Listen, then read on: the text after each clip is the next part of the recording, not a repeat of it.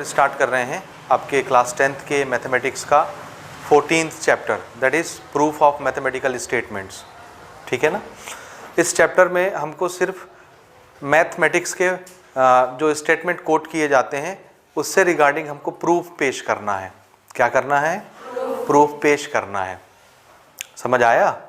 जैसे आप लोग टीवी में, न्यूज़ में, न्यूज़पेपर में बहुत तरह तरह के एडवर्टीज़मेंट देखते रहते हैं।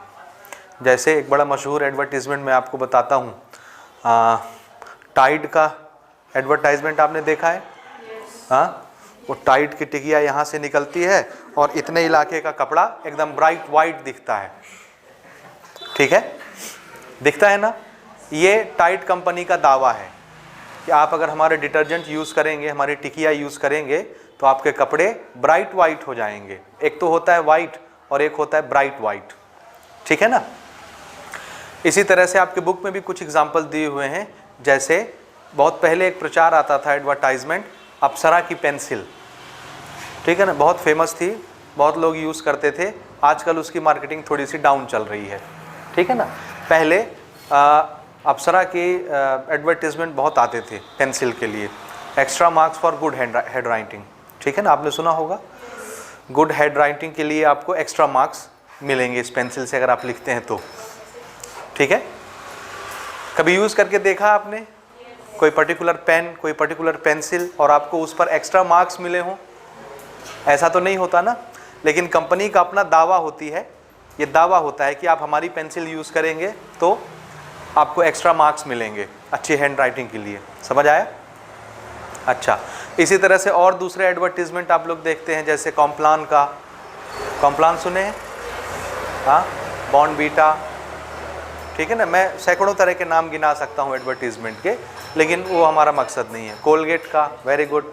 तरह तरह के एडवर्टीजमेंट आप लोग टीवी में देखते हैं। ठीक है ना।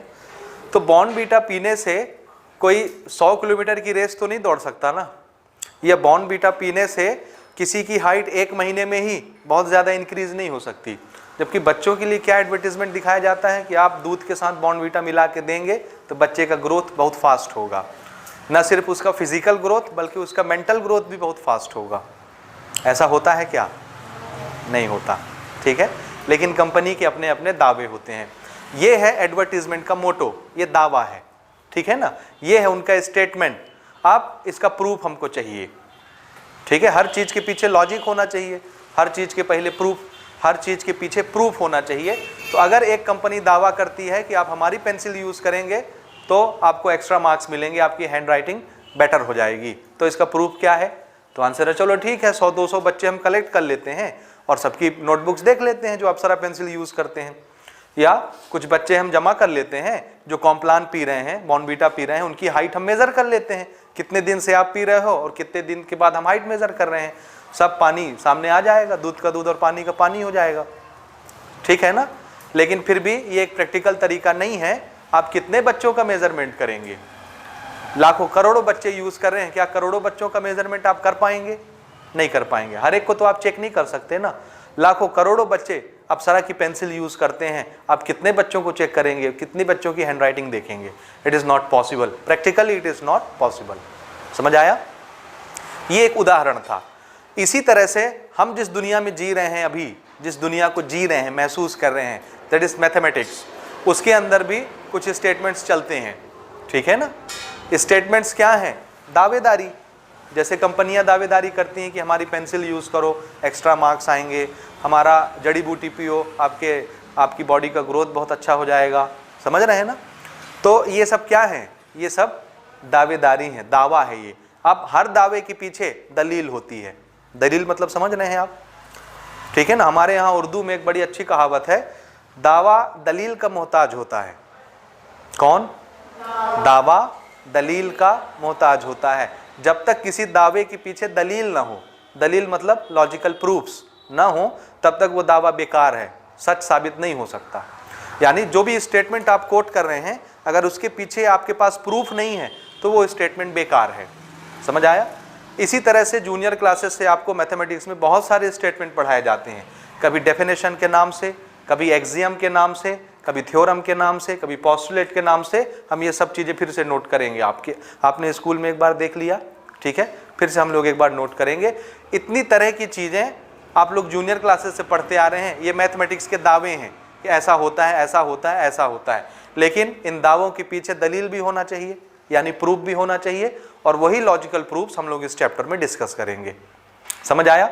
तो मैं इस चैप्टर को ऐसे स्टार्ट करता हूँ कि इस चैप्टर में आने वाले शब्द जो बहुत पॉपुलर हैं और जिनकी मीनिंग आपको समझने हैं, अगर ये शब्द आए तो आपको इनकी मीनिंग समझ में आनी चाहिए। हम लोग यहाँ से इस चैप्टर को स्टार्ट करते हैं, ठीक है ना।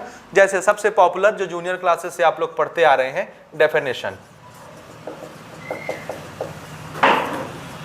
ठीक है। मैं इसकी मीनिंग नहीं लिख रहा, मैं सिर्फ आपको समझा रहा हूँ। डेफिनेशन किसको बोलते हैं? जब हम किसी चीज़ को डिफाइन करते हैं, समझाते हैं, उसको इलाबोरेट करते हैं या एक्सप्लेन करते हैं, तो जो शब्दों का चुनाव हम लोग करते हैं उसको समझाने के लिए, वो क्या कहलाते हैं? डेफिनेशन कहलाते हैं। बात समझ में आई? ठीक है ना। आप हर चीज़ का डेफिनेशन पढ़ते हैं कि नहीं? जैसे आपने एक मूवी देखी होगी 3 इडियट, उसमें सर का पहला ही क्वेश्चन होता है व्हाट इज ए मशीन। सुना आपने? देखा है मूवी? ठीक है। What is machine? तो बाबा रणछोड़ दास का जवाब क्या होता है, याद है आपको? नहीं, अप एंड डाउन नहीं, वो मशीन नहीं है, ठीक है। कोई भी ऐसी चीज जो आपका काम आसान बना दे, दैट इज मशीन, ठीक है ना। तो हम लोग मूवी पे नहीं जा रहे हैं, हम लोग सिर्फ ये बात कर रहे हैं कि किसी भी टॉपिक को एक्सप्लेन करना है, ये एक्सप्लेन करने का जो मेथड है, जो आप शब्द चुन रहे हैं, जो भाव आप व्यक्त कर रहे हैं, वो क्या चीज़ है? डेफिनेशन। उसको आप डिफाइन कर रहे हैं और जो आपने कोट किया वो डेफिनेशन बन जाएगा उसका। समझ में आया कि नहीं आया? जैसे ये व्हाइट बोर्ड, अगर मैं पूछूं कि ये क्या है, तो आप जो जवाब मुझे देंगे वो डेफिनेशन होगा इसका। बात समझ में आया? इस तरह से मैथ्स में भी बहुत तरह के डेफिनेशन चलते हैं, अलग अलग चीज़ों के डेफिनेशन। जैसे what is parallel line, define it. अब आप डिफाइन नहीं कर पाएंगे, अब थोड़ा सा टेढ़ा सवाल आ गया। पैरेलल लाइन किसको कहते हैं? बहुत सिंपल सी बात है। देखिए, दो लाइन अगर कट गई तो पैरेलल है क्या? जब दो लाइन कटेगी तो एक पॉइंट ऐसा आ जाएगा जो पहली लाइन पर भी होगा, दूसरी लाइन पर भी होगा, कॉमन होगा। दो लाइन जब कटती हैं तो एक पॉइंट जहां इंटरसेक्शन होता है, इंटरसेक्शन वाला पॉइंट कॉमन पॉइंट होता है। अगर दो लाइन ऐसी हो जिसमें कॉमन पॉइंट ही ना आए तो वो दोनों लाइन क्या हो जाएंगी? Parallel. This is definition of parallel line. समझ आया? If two lines are drawn in such a way so that there is no common point, so the line will be parallel to each other. This is the definition of parallel line. बात समझ में आया? Parallel line define करने के लिए जो शब्द मैंने चुने, मेरे मुंह से जो निकले सुनहरे अक्षर, सुनहरे शब्द, वो क्या बन गए? डेफिनेशन बन गए। तो मैथ्स में हर चीज का डेफिनेशन है।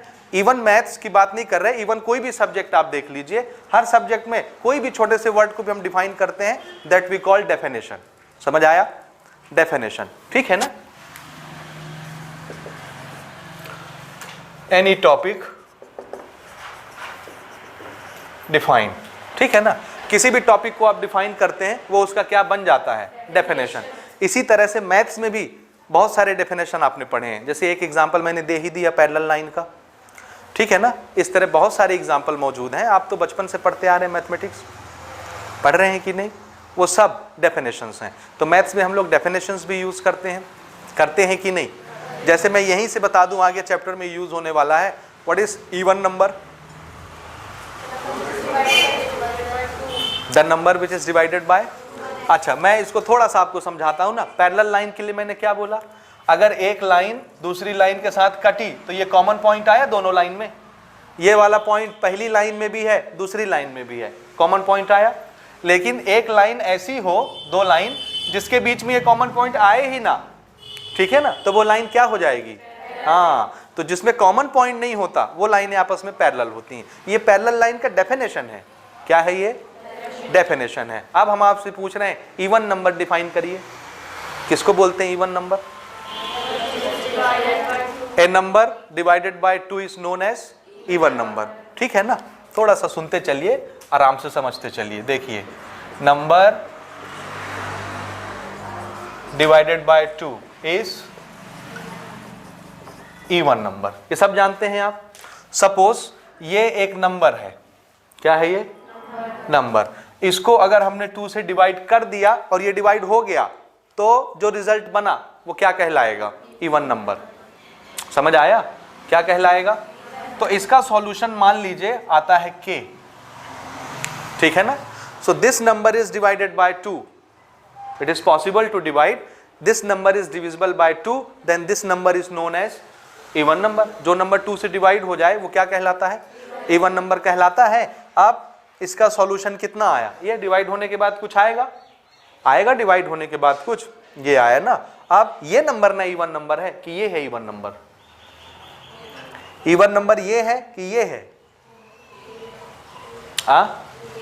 देखो ये है 34, डिवाइड करो 2 से, कितना आया 17, इवन नंबर है क्या, नहीं। तो ये इवन है कि ये इवन है, ए इवन नंबर है। तो इवन नंबर को डिफाइन करने का तरीका, ये इवन है ना, ये तो नहीं है, ये तो इसका आंसर मैंने लिखा ना कि किसी नंबर को 2 से डिवाइड करोगे तो कुछ आएगा, ये k क्या है, कुछ आएगा, जो आया वो k है। बात समझे। इवन कौन है, जो डिवाइड हो चुका है बेचारा, ये इवन है। तो इसको डिफाइन करने का तरीका देखिए, लिखने का तरीका, a is equal to 2 times any number, किसी भी नंबर को डबल करिए क्या बन जाएगा, इवन। बात समझे। आपने डेफिनेशन क्या बनाया, any number divided by 2 is even number, ठीक है, हमने लिख दिया divided by 2 is even number, ये आया, ये कोई नंबर होगा। हम इसके बारे में तो श्योर नहीं है ना कि ये इवन है कि ऑड है, बोलिए। इसके बारे में हम श्योर हैं कि ये डिवाइड होके कुछ बनता है, डिवाइड हो जाता है 2 से, इसलिए ये इवन है। लेकिन जो आता है वो इवन है कि नहीं हमको नहीं पता। तो ये कोई भी ऑर्डिनरी इंटीजर होगा, इसको क्या बोलेंगे, इंटीजर।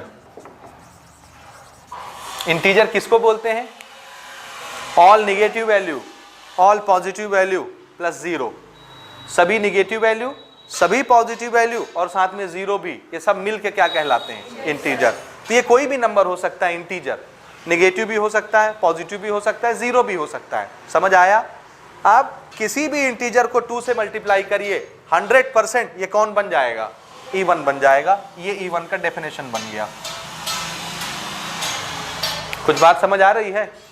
हाँ, डेफिनेशन वही है, any number divided by 2, any integer divided by 2 is known as even number. लेकिन उसको लिखने का तरीका क्या है, ये किसी इंटीजर को 2 से मल्टीप्लाई करिए, हमेशा वो क्या बनेगा, इवन नंबर बनेगा। विश्वास नहीं है तो चलो करके देख लो। देखो ये कोई भी इंटीजर है, बोलो है कि नहीं, प्लस में हो, माइनस में हो, इवन हो, ऑड हो, कोई फर्क नहीं पड़ता। हमने इसको 2 से मल्टीप्लाई किया, क्या बन गया, ये इवन है कि ऑड, इवन। ये नया नंबर लिया, ये इवन है, ये ऑड था, ऑड को 2 से मल्टीप्लाई किए, इवन बन गया। ये इवन लिया, इवन को 2 से मल्टीप्लाई करिए, इवन बन गया। समझ आया। कहने का मतलब ये है किसी भी इंटीजर को 2 से मल्टीप्लाई करिए क्या बन जाएगा, इवन नंबर। ये इवन नंबर डिफाइन करने का तरीका बन गया। समझ आया, नहीं आया, आया। ये डेफिनेशन है, क्या है ये, अभी सिर्फ हम इस पर बात कर रहे हैं, डेफिनेशन पर। अच्छा, अब हम आपसे पूछेंगे कि ऑड नंबर बताइए, डिफाइन करिए ऑड नंबर। आप कैसे करेंगे, ना ना ना ना ना, ये तो कॉन्ट्रा पॉजिटिव हो गया ना। कॉन्ट्रा पॉजिटिव समझते हैं आप, ये हुआ नहीं तो इसका उल्टा होगा, है ना। एक नंबर 2 से डिवाइड हो जा रहा है तो इवन है, नहीं होगा तो जाहिर सी बात है जो बचा है वही होगा, ऑड ही होगा।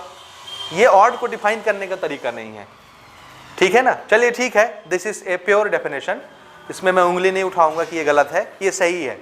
जो नंबर 2 से डिवाइड नहीं होता उसको क्या बोलते हैं हम लोग, ऑड बोलते हैं। ये इसका डेफिनेशन है, पक्का। तो डेफिनेशन हमको आता है ऑड नंबर का, लेकिन एक्सप्रेस कैसे करेंगे, जैसे इवन को एक्सप्रेस करने का तरीका बताया मैंने, ऐसे करेंगे। ऑड को कैसे एक्सप्रेस करेंगे, ऑड को एक्सप्रेस करने का तरीका सुनिए। एक नंबर है 4 इवन है कि ऑड है, इसके जस्ट बाद वाला मुझे ऑड चाहिए, मैं 4 में कितना जोड़ दूं तो ऑड बन जाएगा 1। तो हमको ये पता चला एक इवन नंबर था 4, उसमें 1 जोड़ दिए तो क्या मिल गया, ऑड मिल गया 5, ठीक है, ओके। एक नंबर है 14 इवन है कि ऑड, मुझे ऑड चाहिए, आगे वाला कितना जोड़ना है, 1 ऐड करिए, ऑड मिल जाएगा। अब आप सैकड़ों नंबर लेके चेक करके देख लीजिए, कोई भी इवन नंबर में 1 जुड़ेगा तो क्या मिल जाएगा, ऑड ही मिलेगा। ये सेल्फ प्रूफ स्टेटमेंट बन गया। क्या बन गया, सेल्फ प्रूफ स्टेटमेंट। ये अपने आप में सच है कि नहीं बताइए। इवन में जब भी 1 जुड़ेगा क्या बन जाएगा, ये डेफिनेशन है क्या ऑड नंबर की? ना, ऑड नंबर का डेफिनेशन क्या है? जो 2 से डिवाइड नहीं होता। This is the definition of odd number. लेकिन हम क्या कर रहे हैं, एक ऐसा लॉजिक निकाल के बात कर रहे हैं कि इवन नंबर में 1 जोड़ो, हमेशा क्या बनेगा? ऑड। आप चेक करके देख लो, ये बात पहले से प्रूफ है, कोई गलत साबित नहीं कर सकता। तो जो चीज पहले से प्रूव होती है उसको क्या बोलते हैं? एक्सियम। तो ये जो चीज मैंने आपको बताई इसको क्या बोलेंगे? एक्सियम। तो मैथ्स में जो दूसरी चीज इन्वॉल्व होती है, एक डेफिनेशन हो गई, दूसरी चीज जो इन्वॉल्व होती है उसको क्या बोलते हैं? एक्सियम। एक्सियम क्या चीज है?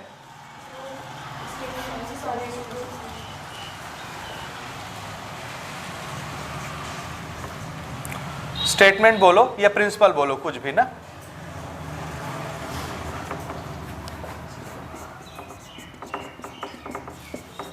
ये समझ आया?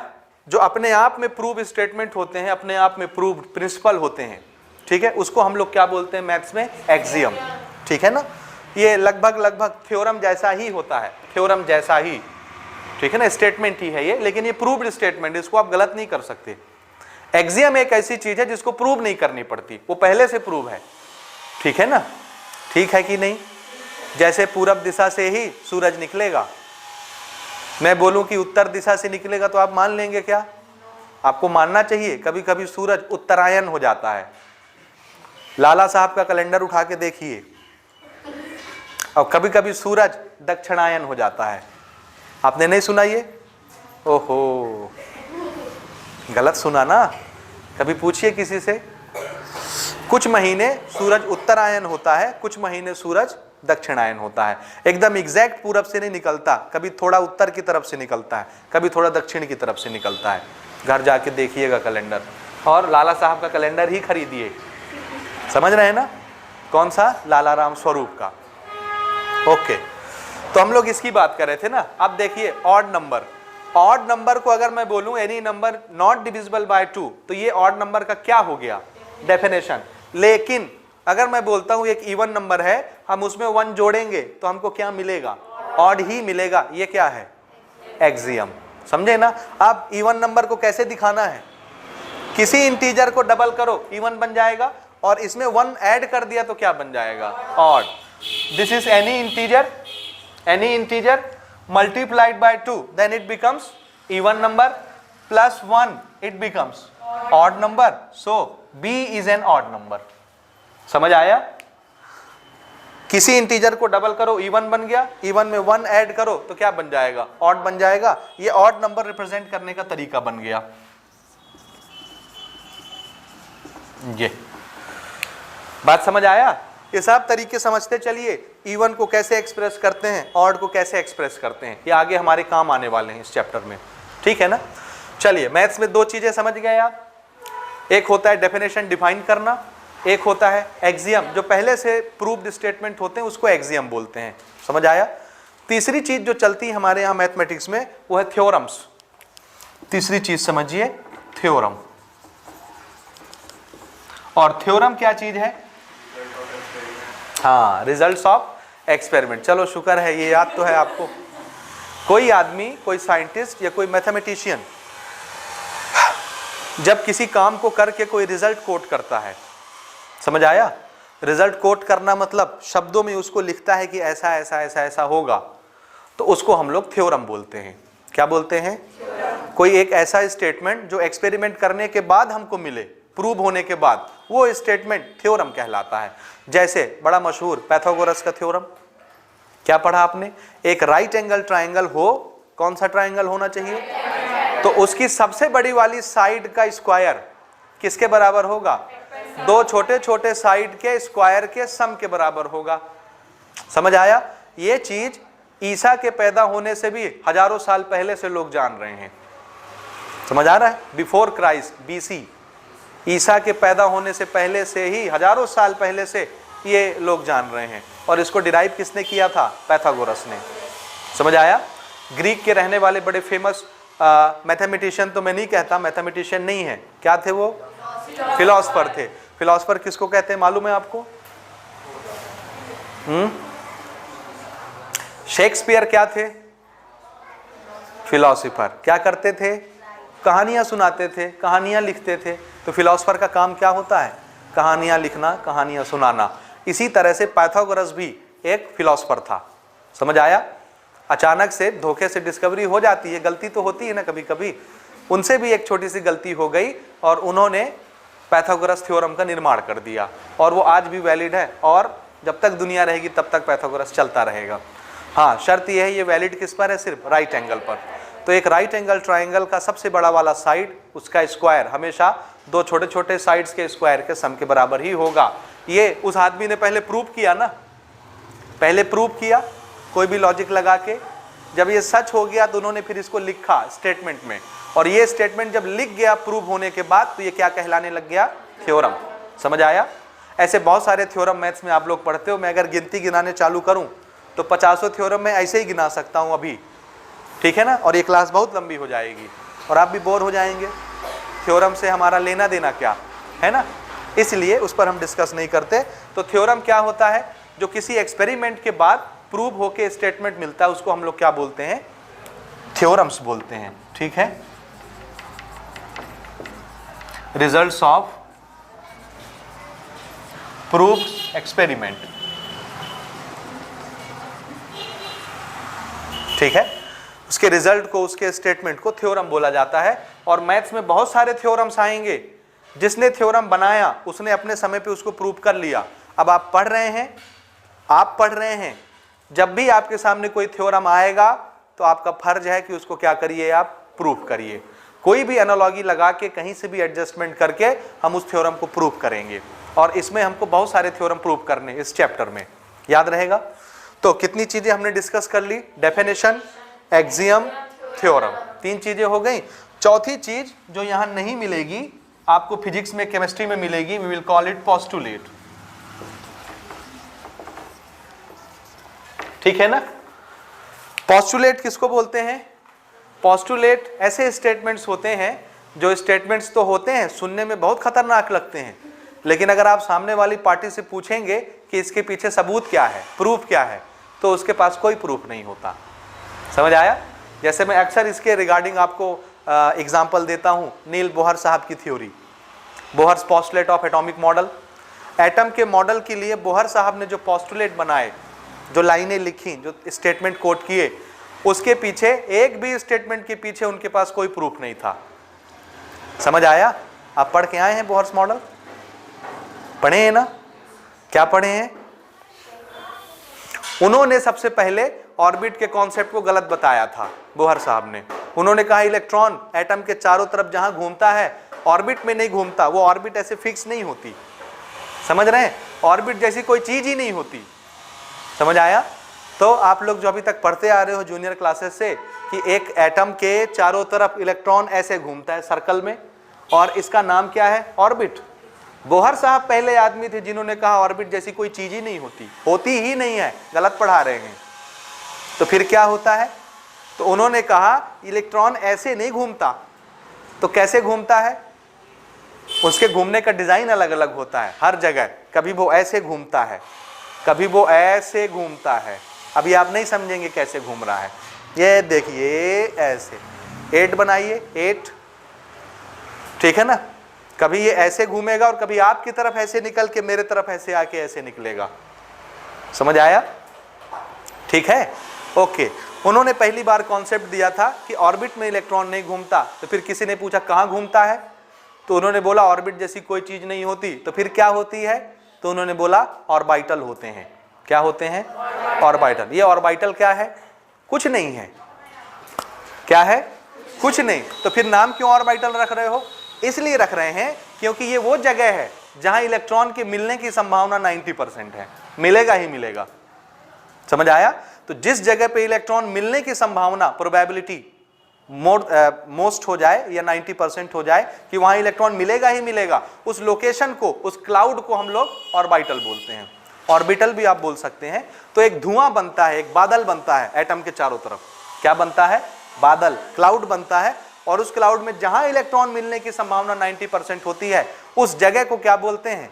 ऑर्बिटल। और ऑर्बिटल का शेप अलग अलग होता है। कभी वो स्फेरिकल शेप का होता है, कभी वो डंबल शेप का होता है, कभी डबल डंबल शेप का होता है।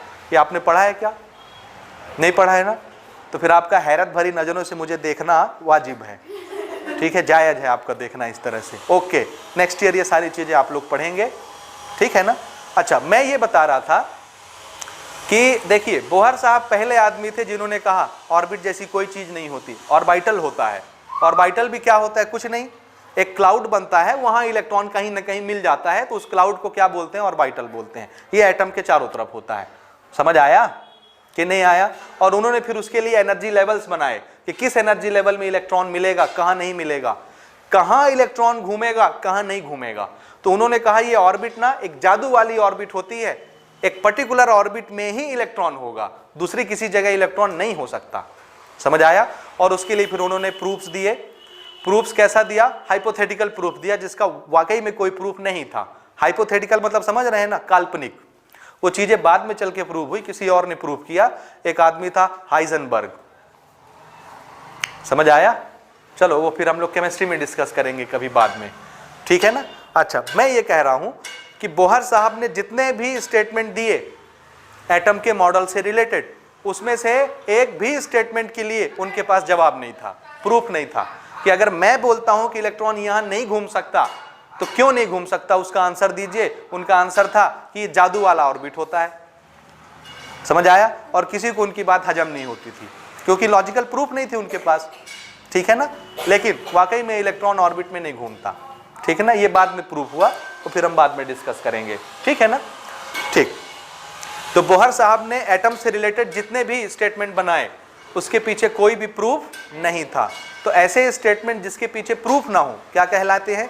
पोस्टुलेट। इसीलिए उनको बोहर का पोस्टुलेट कहा जाता है। बोहर का थ्योरम, बोहर का डेफिनेशन, बोहर का ये वो नहीं कहा जाता। समझ आया? क्या बोला जाता है? बोहर्स पोस्टुलेट्स बोला जाता है। तो पोस्टुलेट्स मैथमेटिक्स में तो बहुत कम चलते हैं, क्योंकि मैथमेटिक्स में क्या चलता है? प्रूफ। बिना प्रूफ के ये नाव चल नहीं सकती, इसलिए मैथमेटिक्स में ये पोस्टुलेट की कहानी नहीं चलती। लेकिन फिर भी इसकी एक कैटेगरी है पोस्टुलेट, इसलिए मैंने आपको इसका डेफिनेशन बताया। समझ आया? ये आया ना? सो क्या चीज है पोस्टुलेट? Statements without proof. बिना प्रूफ का स्टेटमेंट पोस्टुलेट्स कहलाता है। यहां तक बात आपको समझ में आ गई? ठीक है ना? ठीक है। अब आइए मैथमेटिक्स पर। मैथ्स में अब हमको जो स्टेटमेंट मिलेंगे, जो थ्योरम मिलेंगे, जो डेफिनेशन मिलेंगे, उसके लिए हम लोग प्रूफ देंगे। क्या देंगे? प्रूफ। और सारी चीजें हम लोग प्रूफ करेंगे। तो इसमें एक्सरसाइज 1 से पहले जितने भी आपको ट्राई दिस के क्वेश्चन दिए हुए हैं आपको सब बनाने हैं। और वो सारे के सारे क्वेश्चन कहाँ के हैं? क्लास 9th के ज्योमेट्री के हैं। समझ आया? Chapter number 9, chapter number 10, chapter number 11, class 9th mathematics. समझ आया? 9वां, 10वां, 11वां, इन 3 चैप्टर से ही आपको इसमें क्वेश्चन मिलेंगे। इसको आपको फिर से प्रूफ करना है इस साल इस चैप्टर में। समझ आया? उसके बाद फिर हम लोग स्टार्ट करेंगे एक्सरसाइज नंबर 1। यहां तक बात समझ आ गई आपको? ठीक है, चलिए स्टार्ट करते हैं। सबसे पहला थ्योरम हम लोग डिस्कस करेंगे।